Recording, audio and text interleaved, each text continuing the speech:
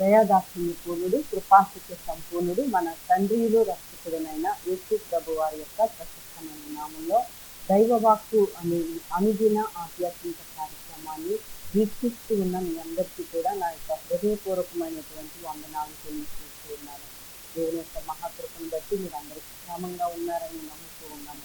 అనేక మంది మీ యొక్క ప్రార్థన అవసరత కొరకు ఫోన్ చేస్తూ ఉన్నారు. తప్పకుండా మీ కొరకు మేము ప్రార్థిస్తూ ఉన్నాము. తప్పకుండా మీకు ఏదైనా అవసరత ఉన్నప్పుడు మరి మేము షేర్ చేసుకోవాలి అని మీకు అనిపించినప్పుడు తప్పకుండా మాతో మీరు మీ యొక్క సమస్యను మీరు షేర్ చేసుకోండి. మేము తప్పకుండా మీ కొరకు ప్రార్థన చేస్తాము. ఈ దినము కొరకు ఒక వాక్యం మనం చదువుకుందాం. 34వ కీర్తన 19వ వచనం. నీతి మంతులకు కలుగు ఆపదలు అనేకములు, వాటన్నిటిలో నుండి యెహోవా వానిని విడిపించును. ఇక్కడ మనం చూస్తూ ఉన్నప్పుడు నీతి మంతులకి అనేక ఆపదలు కలుగుతాయంట. ఒక్కొక్కసారి ఎవరికైనా ఆపదలు కలిగినప్పుడు వారు నీతిగా లేరు కనుక ఆపదలు కలిగి అని చాలా మంది మాట్లాడుకుంటూ ఉంటారు. అయితే యోగు గురించి మనం ఆలోచన చేసినప్పుడు యోగు యథార్థవంతుడు, న్యాయవంతుడు, మరి ఆయన యందు ఏ చెడుతనము లేదు అని వాక్యంలో మనం చదువుతున్నాం. అయినా ఆయనకి శ్రమ వచ్చినట్లుగా మనం చూడగలుగుతాం. అయినా ఆయనకి రోగము కలిగినట్లుగా మనం చూడగలుగుతా ఉన్నాం. కొన్నిసార్లు నీతిమంతులకు అనేక రకాలైన శోధనలు, ఆపదలు కలుగుతాయి. కలిగినప్పుడు వాటన్నిటిలో నుండి యెహోవా వానిని విడిపించును. ఆ రోగమే స్థిరమని, లేకపోతే ఆ సమస్య స్థిరమని, ఇది ఎప్పుడు మనతో పాటునే ఉంటుంది, దీన్ని తప్పకుండా మనం క్యారీ చేయాలని మీరు ఎంత మాత్రం అనుకోవద్దు. ఆ వాటన్నిటిలో నుంచి ఆయన మిమ్మల్ని విడిపిస్తాడు. నీతిమంతుడు మరి 7 మార్లు పడిన తిరిగి లేస్తాడు అని వాక్యంలో మనం చదవగలుగుతా ఉన్నాం. నీతిమంతుడు మరి 7 మార్లు పడినా కూడా తిరిగి లేచేలాగా దేవుడు చేస్తాడు అని దేవుని యొక్క వాక్యము కలిగిస్తూ ఉంది. ఇక్కడ మనం చూస్తూ ఉన్నప్పుడు ఆపదలలో నుంచి ఆయన ఏం చేస్తాడంటే విడిపిస్తాడు అని ఇక్కడ రాయబడింది. మరి కీర్తనకారుడు అంటాడు కదా, ఆపత్కాలమున ఆయన తన పర్ణశాలలో మనల్ని దాస్తాడు.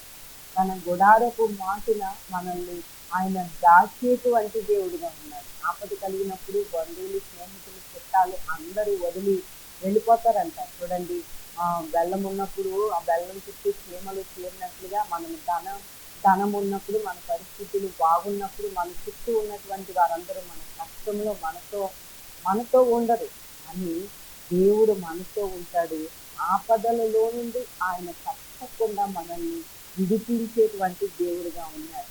అందుకే వాక్యంలో మనం చూస్తూ ఉన్నప్పుడు ఆపత్కాలమున నీవు నన్ను గూర్చి మొదపెట్టు అని రాయబడింది. 50వ కీర్తన 15వ వచనంలో ఆపత్కాలమున నీవు నన్ను గూర్చి మొదపెట్టును, నేను నిన్ను విడిపించదను, నీవు నన్ను మహిమపరచదను. దేవునికి స్తోత్రమండి. ఆయన ఆపద వచ్చినప్పుడు విడిపించే దేవుడు ఉన్నాడు అనేటువంటి విశ్వాసం ఉండాలి. తప్పకుండా విడిపించే దేవుడు ఉన్నాడు అనేటువంటి విశ్వాసం ఉంది.